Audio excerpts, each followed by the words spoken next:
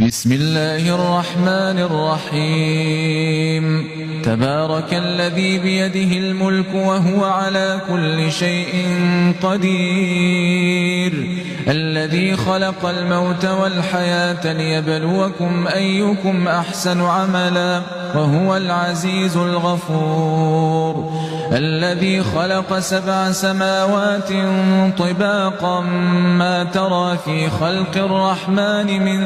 تفاوت فارجع البصر هل ترى من فطور ثم ارجع البصر كرتين ينقلب إليك البصر خاسئا وهو حسير ولقد زينا السماء الدنيا بمصابيح وجعلناها رجوما للشياطين وأعتدنا لهم عذاب السعير وللذين كفروا بربهم عذاب جهنم وبئس المصير إذا ألقوا فيها سمعوا لها شهيقا وهي تفور تكاد تميز من الغيظ كلما ألقي فيها فوج سألهم خزنتها ألم يأتكم نذير قالوا بلى قد جاءنا نذير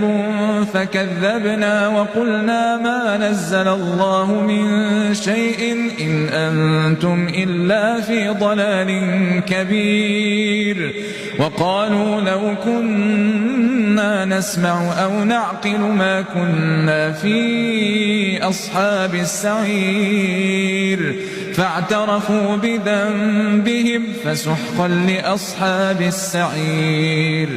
إن الذين يخشون ربهم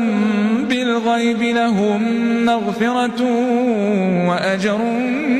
كبير وأسروا قولكم أو اجهروا به إنه عليم بذات الصدور ألا يعلم من خلق وهو اللطيف الخبير هو الذي جعل لكم الأرض ذلولا فامشوا في مناكبها وكلوا من رزقه وإليه النشور أأمنتم من في السماء أن يخسف بكم الأرض فإذا هي تمور أم أمنتم من في السماء أن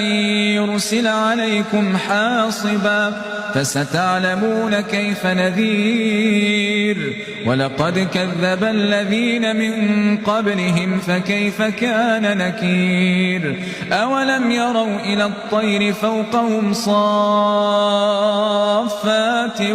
ويقبضن ما يمسكهن إلا الرحمن إنه بكل شيء بصير أمن هذا الذي هو جند لكم ينصركم من دون الرحمن إن الكافرون إلا في غرور أمن هذا الذي يرزقكم إن أمسك رزقه بل لجوا في عتو ونفور أفمن يمشي مكبا على وجهه أهدى أمن يمشي سويا على صراط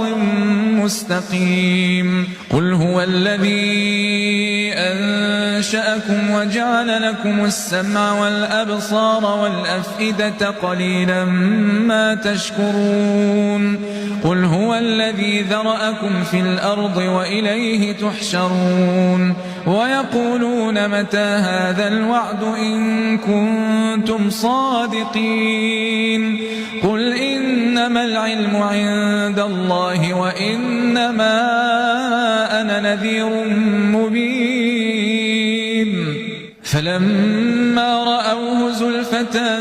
سيئت وجوه الذين كفروا وقيل هذا الذي كنتم به تدعون قل أرأيتم إن أهلكني الله ومن معي أو رحمنا فمن يجير الكافرين من عذاب أليم قل هو الرحمن آمنا به وعليه توكلنا فستعلمون من هو في ضلال مبين قل أرأيتم إن أصبح ماؤكم غورا فمن يأتيكم بماء معين